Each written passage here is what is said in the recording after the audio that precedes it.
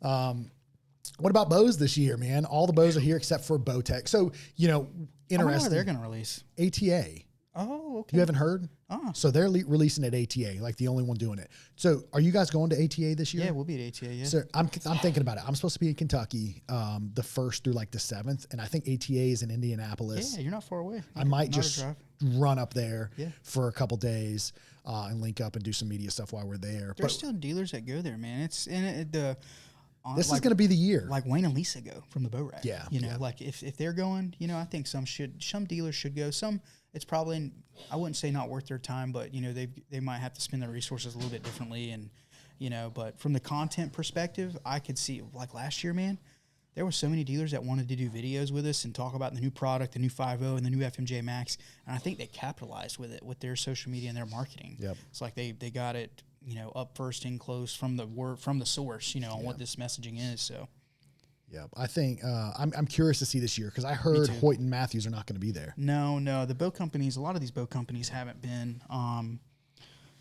But man, it is so expensive for a company to go to ATA too. Well, yeah, I've heard some mixed things on it. Yeah. Obviously, booth is expensive. You got to look at your return on investment, right? Well, you got to think about the people that are flying in there, the hotels, the food, the expense report. At the end of it. But that just goes to show, ATA isn't the end all be all anymore, and just how things evolve, which is kind of, you look at it like history wise, it's kind of like, it's kind of a bummer, right? I mean, when I was working here, man, we went once. We went one time. And the reason why is because we got to fill the ATA order out like 2 weeks before ATA. Why would we go to ATA if this is the per show pricing? Doesn't make sense. Yeah. So yeah, it's interesting how things changed. I'm curious with this year with the way they've shifted it with allowing people to go in. That's where I think they should have done that a while ago. So it's going to be cool to see it happen this year. I agree. And there's a big shoot, right? There's a big event. Rushmore Rumble. So there's a lot of things happening which could potentially shift the whole. It could put some CPR on it, man, and give it some adrenaline. And it might. I think I'm more leaning toward the positive. I think it's going to be a better year than it was, in the last couple of years. And dude, last year, man, our booth was buzzing. Yeah, we had so much traffic through our booth, and I mean, it was cool to see. I mean, that part. But now with the tournament and then the consumers being able to go in, we got some cool stuff up our sleeves for that. Yeah, I'm hoping it's kind of reignites it, and maybe it'll get some of the other bow manufacturers like, we need to be back there because, the thing that's kind of shifted is, all your big brands are at Total Archery Challenge now. That is the place to be. You are on the ground with the consumer, interacting with something they enjoy doing, and you get to talk, interact. That's the best touch point you can have. There is not a better touch point in the industry at this point. Yep. And Total Archery is everywhere across the entire U.S. Mm-hmm. They got back-to-back events in PA this year. Sean did it right, man. Like if there's like that business model that he used to build that thing and like figuring out the missing link between the brand and the consumer and bringing them together in one accord, hats off to him. Yeah, no doubt, man. They absolutely crushed it. So I'm honestly looking forward to those. They're always fun, man. Gonna be fun, dude. Yeah, it's gonna be a great time. Utah's got 2 of them too. Yeah, that's what you said. Back-to-back weekends. They got one. I want to say it's Snowbird, and they got one in Brian Head down south. Okay. So it's gonna be awesome. Yep, I agree, man. I agree. Were you guys going to go to TAC this year? A couple TACs? Yeah, I plan on being to a couple. I've already got some guys that I've kind of keyed up that are going to run our booth for us. Yeah. And I'm hoping to be able to make to all of them. It just depends. Yeah. Because it's always, dude, that's like the one place you can go and interact with the people that support your brand. Well, I'm sure it's good for your website. It's I'm massive. sure you see some. I wonder if you could track that, like with a certain business card that they use or something like that, or certain promo code. I've got promo codes. Yeah. The big thing that we see is, it's interesting the impact you have on the industry because our YouTube channel does well. No, yours stout. It does okay. Yeah. It's coming along, right? Yeah. For the small amount of time we've been in the archery industry, I think we've grown tremendously. Tremendously is a good way to do it within the short time that we've been involved in this, 100%. right?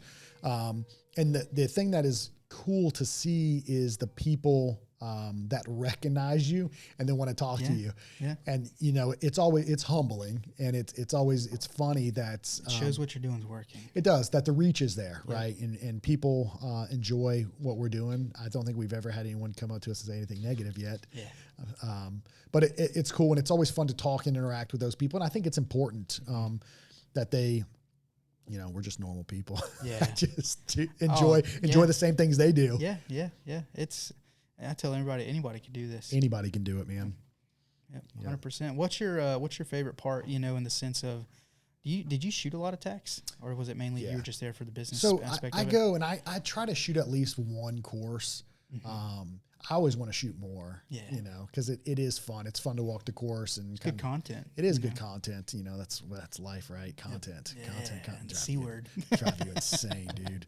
Like oh, dude, there's content. It's a blessing and a curse. But yeah, I try to shoot at least one or two whenever I go, because I enjoy obviously shooting my bow. Yeah. And they're fun to go do, and the courses are always incredible. They do such a good job.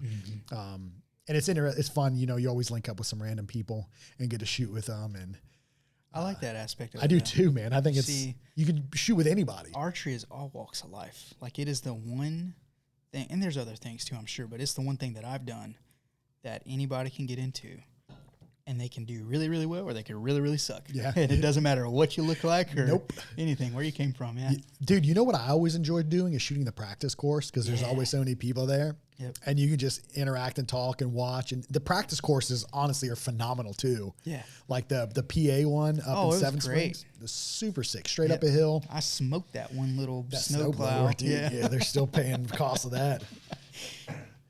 Arrow was fine. That was a 5.0. Was it? Yeah. Dude, they're tough, bounced man. back, like almost hit me. Killed us. Yeah, back killed us. Yeah, rebounded back.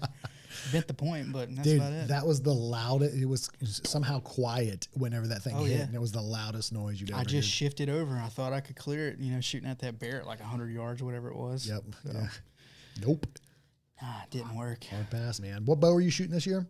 Man, I've got a AX32, the AX232.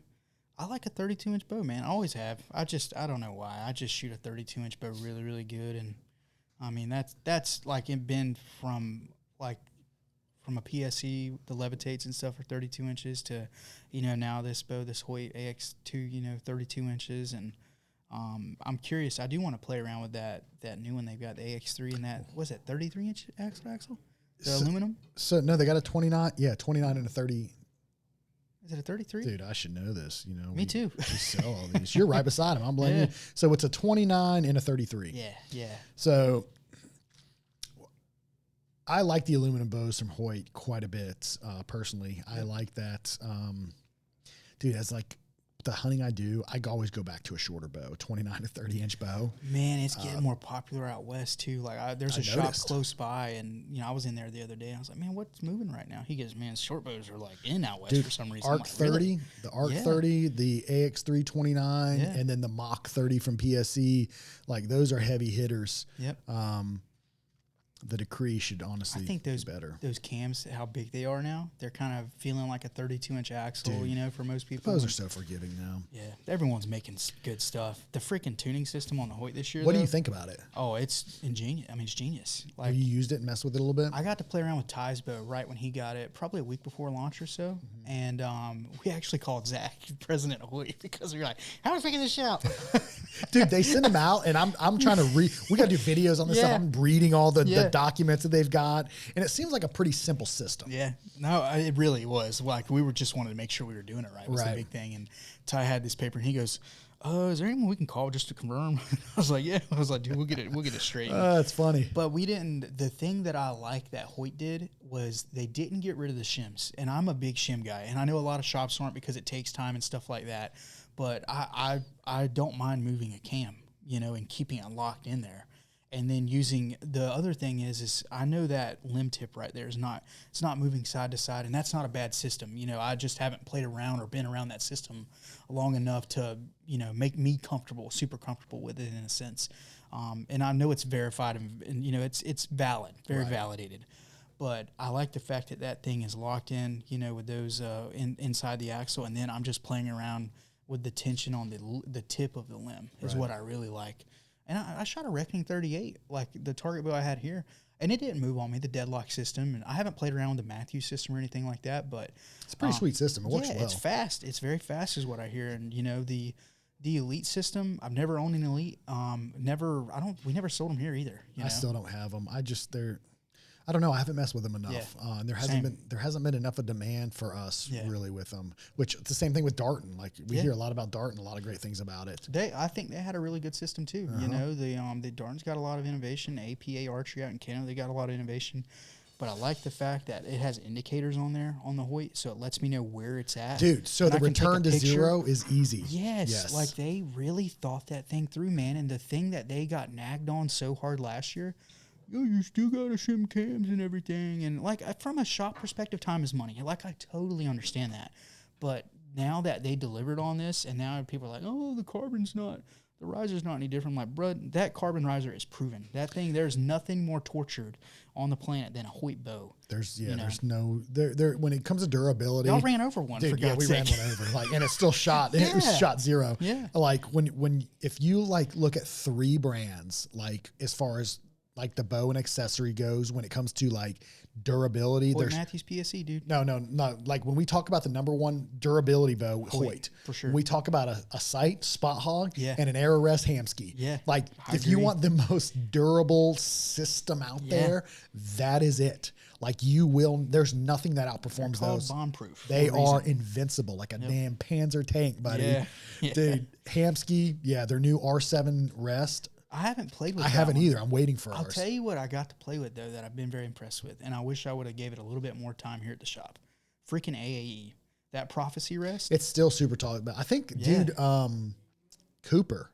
Yeah, Cooper French. I think he still runs. I think that's the way he runs. He torque tunes everything, and he's way beyond. That's what I like. It's a little bit more technical. Yes. I think that rest in the regards of the tuning stuff that you can do. The mount, how you can take it on and off. That's what I like about it, it's too. pretty legit. I'm like, man, this is like they make a really good rest. QAD, I've got one of their I've got an AE and a QAD target rest. I've got a Hamsky target rest too. I played her. That's the cool thing about them. Like, those 3 I think are the brand leaders in like the rest category. Oh yeah, no doubt. But yeah, the freaking like going back to the Hoyt, like I was very impressed. And Matthews, with what they came out with, they got a really good looking color, that Kodiak. Yeah. Clean looking. Yep. I like it. It's tough. I'll tell you that Shao color from Hoyt.